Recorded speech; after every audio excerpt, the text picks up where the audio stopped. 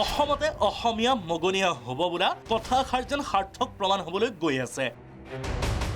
আপোনাৰ প্ৰিয় খাদ্য গাহৰি মাংসত যোগান ধৰিবলৈ আহিব থাইলেণ্ডৰ কোম্পানী। ব্ৰইলাৰৰ দৰে অসমত গাহৰিৰ ফাৰ্ম খুলিব থাইলেণ্ডৰ কোম্পানীয়ে। চাৰুৱেন পকফেন গ্ৰুপে চৰকাৰৰে মিলিত হ'ল আলোচনাত। জাপানৰ পৰাই ভিডিঅ' কনফাৰেন্স যোগে মুখ্যমন্ত্ৰীয়ে দিলে গ্ৰীণ ছিগনেল। জনগোষ্ঠীৰ লোকৰ ঘৰে ঘৰে এইখন অসমত ঘৰুৱাভাৱে গাহৰি পুহি গ্ৰাম্য অৰ্থনীতিত যোগাই আহিছে বৰঙণি। অতি বেছি নহ'লেও প্ৰয়োজন অনুসাৰে গাহৰি পালন কৰি আহিছে গাঁৱে ভূঞে, কিয়নো অসমৰ প্ৰায়কেইটা জনগোষ্ঠীৰে পৰম্পৰাগত খাদ্য গাহৰি মাংস। পিছে এতিয়া গাহৰি মাংস প্ৰায় সংখ্যক লোকৰে প্ৰিয় খাদ্য হৈ পৰিছে। শেহতীয়াকৈ বিজ্ঞানসন্মতভাৱেও অসমৰ এচাম উদ্যমী যুৱকে উৎপাদন কৰি আহিছে গাহৰি, যাৰ জৰিয়তে অসমৰ পৰা চুবুৰীয়া ৰাজ্যকো গাহৰিত যোগান ধৰি আহিছে। কিন্তু হঠাৎ পশুপালন মন্ত্ৰী হিচাপে কৃষ্ণেন্দু পালে দায়িত্ব লৈ অসমৰ গাহৰি ব্যৱসায় গতাই দিবলৈ ওলাইছে থাইলেণ্ডৰ কোম্পানীৰ হাতত।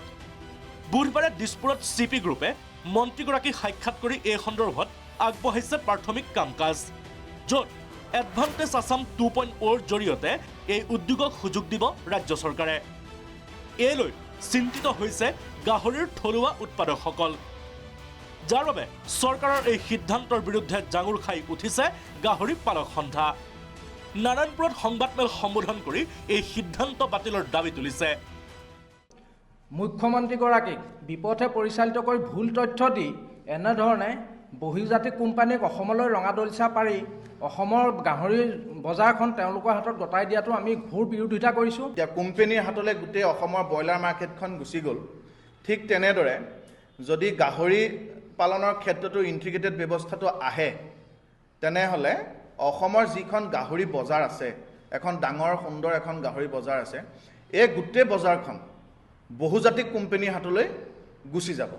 ইফালে চৰকাৰৰ মতে থাইলেণ্ডৰ কোম্পানী অসমলৈ আহিলে অসমৰ যুৱকে পাব সংস্থাপন, কিন্তু থলুৱা উৎপাদকসকলৰ মতে অসমৰ বৰ্তমানৰ লাভজনক ব্যৱসায় যাব বহিৰাগতৰ হাতলৈ।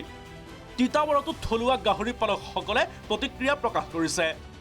তেখেতসকলে ইয়াত ডাঙৰ ডাঙৰ ফাৰ্ম খুলিব, তেখেতসকলে আপোনাৰ মূল্য নিৰ্ধাৰণ কৰিব। আমাৰ গাঁৱৰ মানুহখিনি কি থাকিব? গাঁৱৰ মানুহখিনিয়ে ধৰক গাহৰি দুটা পুহি খাই আছিলে, ধৰক কাৰোবাৰ বিয়া পাতিছিলে, কাৰোবাৰ পঢ়া শুনা ল'ৰা ছোৱালী পঢ়া শুনা মাক দেউতাকক চোৱা চিতা কৰাইছিলে, সেইখিনি গাঁৱৰ মানুহখিনিক আপোনাৰ পেটত লাট মৰাৰ এইটো ক'ত আপুনি বুদ্ধি পালে? আজি 10 লক্ষাধিক গাহৰি পালক আছে আমাৰ অসমত। সেই মানুহখিনিক আপোনাৰ উন্নত জাতৰ সঁচ দিব লাগিছিলে, দানাৰ ছাবচিডি কৰিব লাগিছিলে, লোনৰ ব্যৱস্থা কৰিব লাগিছিলে।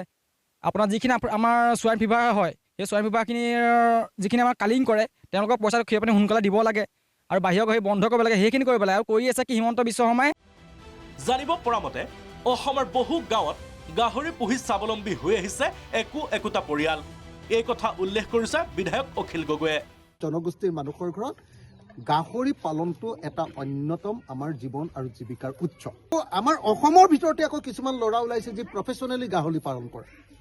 এইবাৰতো বিজেপিয়ে কমপ্লিটলি আপোনাৰ থাইলেণ্ডৰ পৰা গাহৰি ইয়াত পুহিবৰ কাৰণে কোম্পানী আনি আমাৰ সমগ্ৰ অসমীয়া সমাজখনৰ অৰ্থনৈতিক যিটো আধাৰ, সেই আধাৰটোক নাইকিয়া কৰি পেলাব।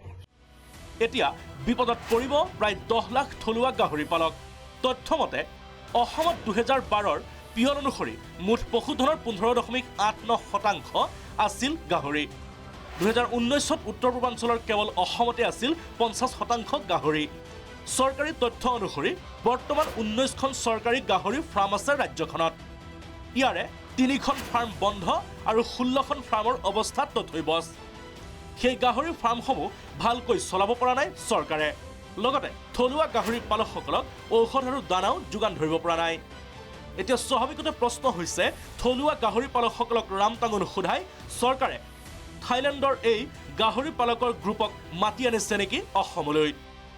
নাৰায়ণপুৰৰ পৰা নিত্যানন্দ, তিতাবৰৰ পৰা চিত্ৰকমল বেজবৰুৱাৰ সহযোগত গুৱাহাটীৰ পৰা দেৱজিৎ নন্দনৰ ৰিপৰ্ট, প্ৰাগ নিউজ।